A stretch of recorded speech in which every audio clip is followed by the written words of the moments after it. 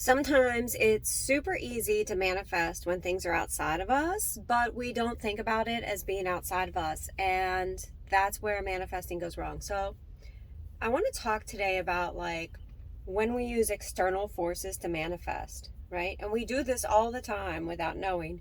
Like something comes up, something happens, and we're like, yeah, I'm gonna do something about that. I'm gonna do the thing, right? So like a good example of this is if you're always manifesting when your back is against the wall, and this used to be me, like so hardcore, so all the time, like I could get anything done when my back was completely against the wall. That was like my time to shine, my magic hour.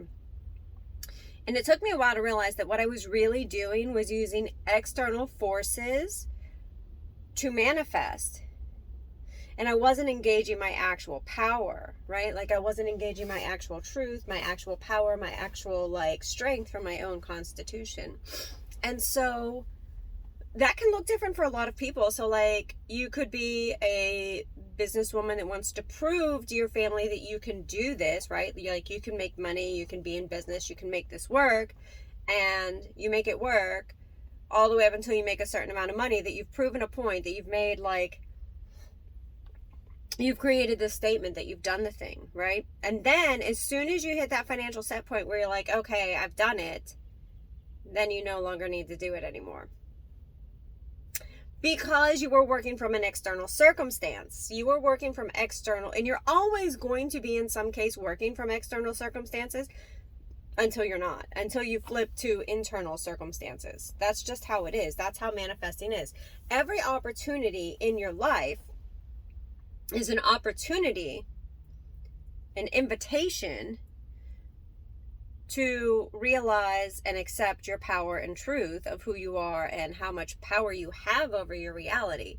But we don't think of it that way. We think of it like things happening to us, and so we have to figure a way out of them or a way to make it work, right? So when I was a single mom, that was a thing. Like, okay, so I need to make this much money to take Macon on vacation, or to have this birthday, or to do these things. So I would always have these external circumstances, and I would make them happen, which creates a lot of hero response inside of you.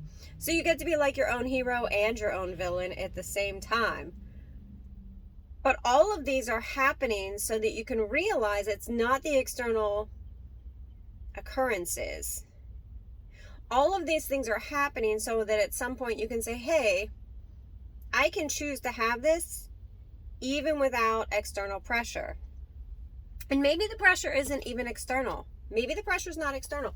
Maybe the pressure is desire, right? Like maybe the external is desire. So maybe you want a guy, and you're like, all right, so I've decided I'm really ready for a guy, and you decide that you need to lose weight for a guy, like to have a guy to date. And this is a really common thing that I hear from a lot of people is like, like I need to lose 10 pounds before I'm ready to date or something,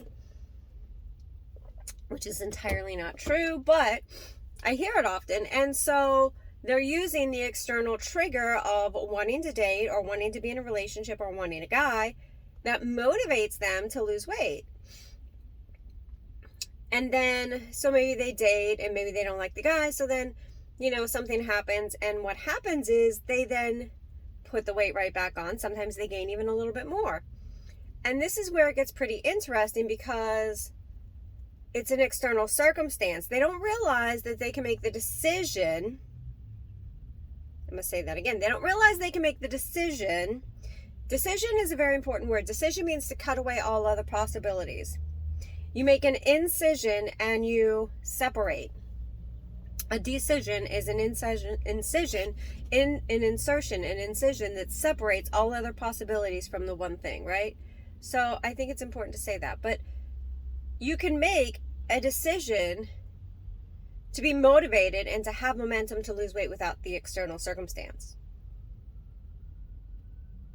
I know, that seems crazy, right? You can make a decision to make money without the drama and the pressure and being the hero of your own story, without that being the external circumstance. You can have these things because you decide to have these things. And I think that's a really important thing that people don't understand. When they start looking at manifesting, there's already a ton of it going on in most people's lives, right? Some of it we don't want, some of it we're not even conscious of, which I don't consider to be manifesting. But quite often, manifesting is a solution out of a circumstance that we don't want. So the solution out of the circumstance of being single is maybe lose weight. The solution out of the circumstance of not having a business is maybe prove you can have a business. But then what happens when you've made the money? Well, your income will most likely tank. So now you have to prove that you can make money. You have to prove that you know how to make money. You have to prove all kinds of things about money. Sorry, I'm literally at the coffee shop and I wanted to make this, and there's an ambulance, and then we're headed to the gym, so busy morning. So, and it goes even further than that. Like any external circumstance that you think of literally can propel you, and look back at your life, you have the proof.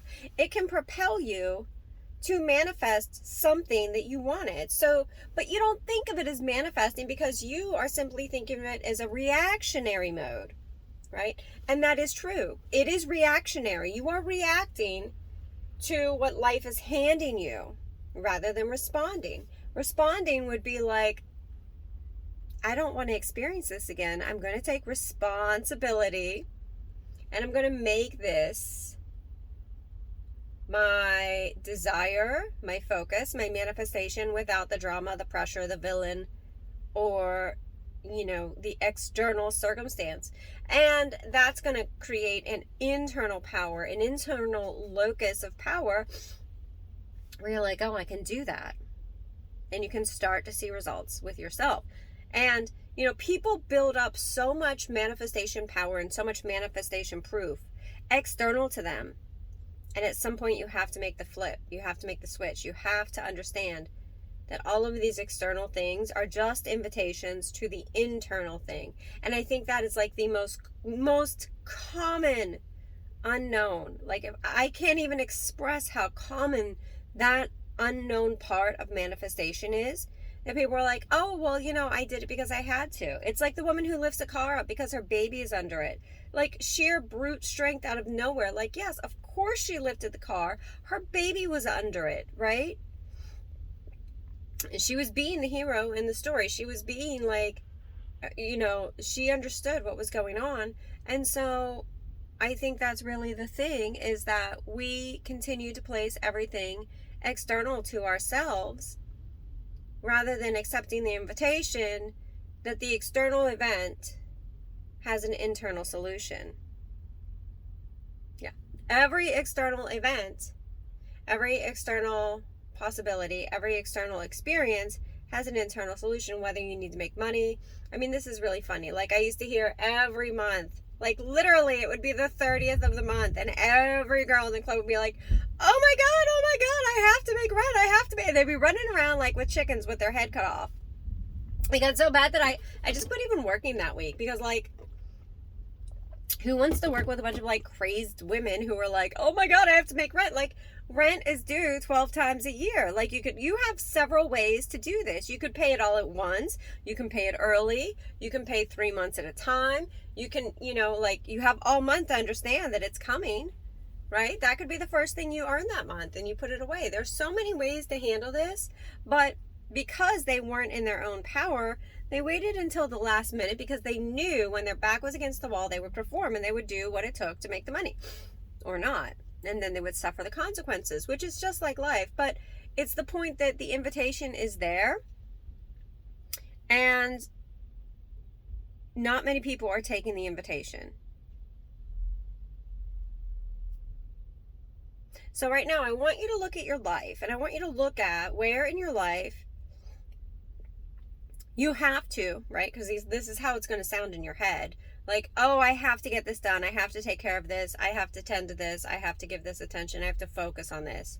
And there's something external to you, whether it's like It's like the end of the year for kids. So like whether it's getting the kids in summer camp, or it's a vacation, or it's moving house, or it's like all the things that it is, whether it's any of those things, there's something that is external to you that you're going through right now, because we are all doing this. This is life. This is a life actively lived. And I want you to look at how that external experience that you are currently reacting to is an invitation for an internal shift to accept your power. I want you to start looking at like,